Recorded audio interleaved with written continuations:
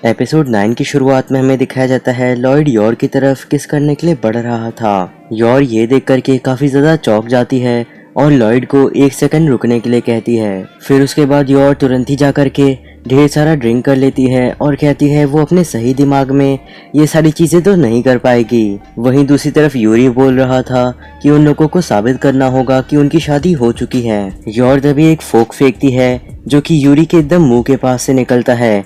Yuri के मुंह से थोड़ा खून भी निकलने लगा था उसकी वजह से। यॉर तभी यूरी से ये कहती है कि अपना मुंह बंद रखो और मुझे कंसंट्रेट करने दो। वहीं पे यॉर और लॉयड को एक साथ देख करके यूरी खुद को नहीं रोक पाता और उन दोनों को रोकने के लिए आगे बढ़ने लगता है।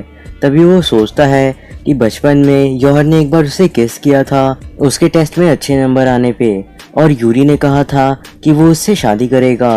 यॉर ने यूरी से कहा था कि वो उसके लिए इंतजार करेगी। यूरी तभी रोते हुए तेजी से आगे बढ़ने लगता है उन दोनों को रोकने के लिए। यॉर को भी चक्कर आने लगते हैं और वो कहती है उसे पता था कि यूरी उन दोनों को जरूर रोकेगा।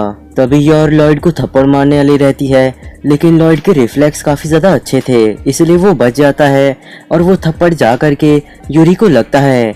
यूरी हवा में उड़ते हुए काफी तेजी से दूर चला जाता है और जमीन पे एक जगह पे गिरता है। यूरी की हालत काफी बुरी हो गई थी और उसके हर जगह से खून निकल रहा था। यूरी तभी यॉर से कहता है कि उसने तो उन दोनों को सिर्फ किस करने से रोका था और सिर्फ उतनी सी बात के लिए यूरी को इतनी जोर से यॉर ने थप्पड़ मारा। यूरी ये सारी बातें करते करते रो भी रहा था।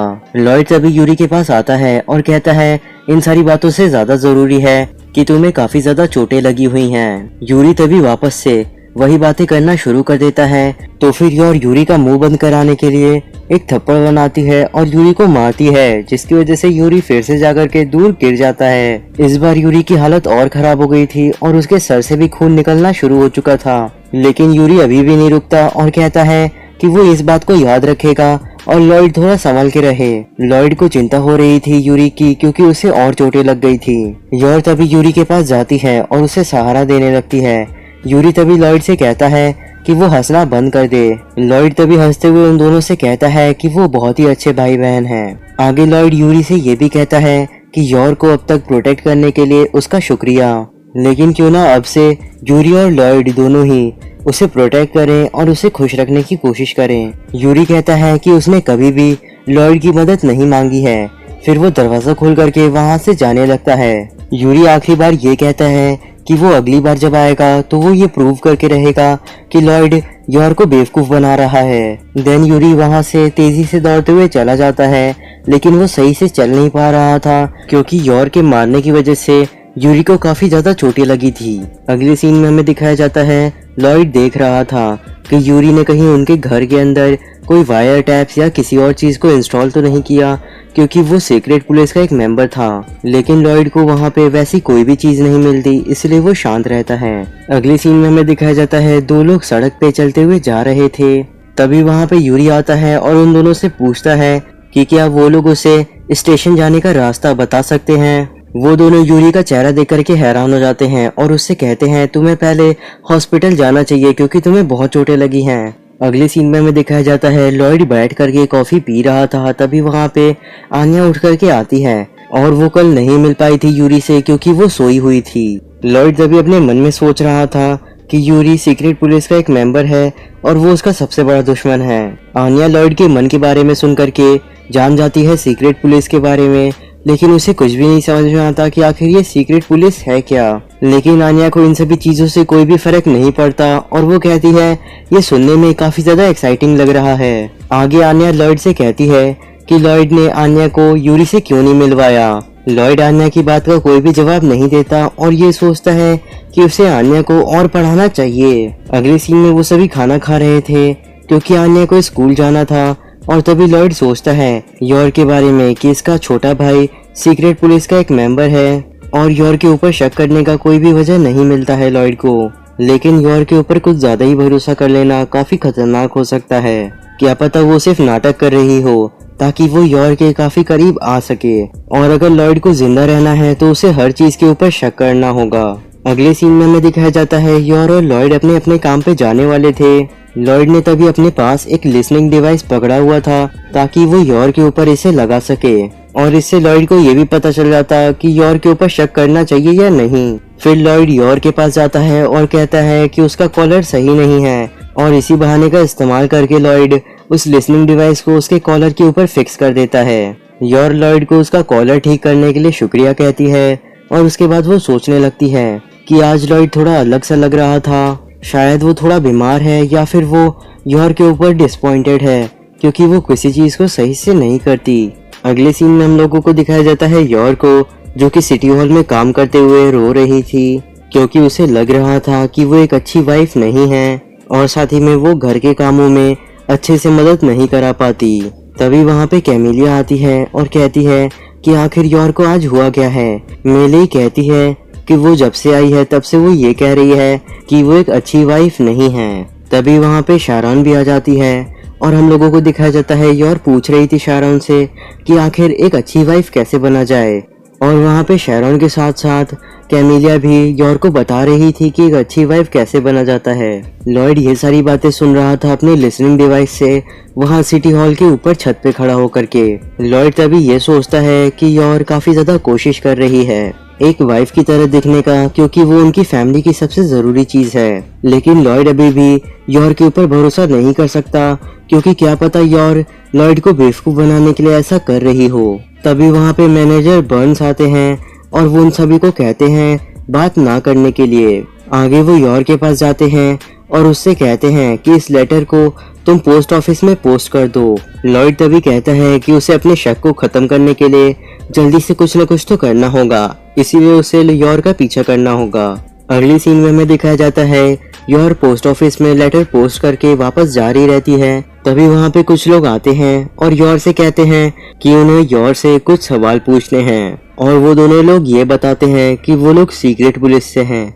यॉर ये सुन करके काफी डर जाती है और कहती है वो लोग उससे क्यों मिलने आए हैं, क्योंकि यॉर तो मैरिड है। अगले सीन में हमें बताया जाता है वो दोनों सीक्रेट पुलिस मेंबर लॉयड और फ्रैंकी हैं, और ऐसा लॉयड ने इसलिए किया था ताकि वो अपने मिशन को कामयाब करने के लिए यॉर के ऊपर से अपने सस्पिशंस को हटा सके। लॉयड तभी यॉर को बताता है कि इस लेटर को देखने के बाद उन लोगों को लगता है कि इसके अंदर दूसरी कंट्री के लिए एक कोड है। इस लेटर को यॉर के सुपीरियर बर्न्स ने पोस्ट करने के लिए दिया था ना। यॉर तभी उन दोनों को बताने लगती है कि उन लोगों को कुछ गलतफहमी हुई है।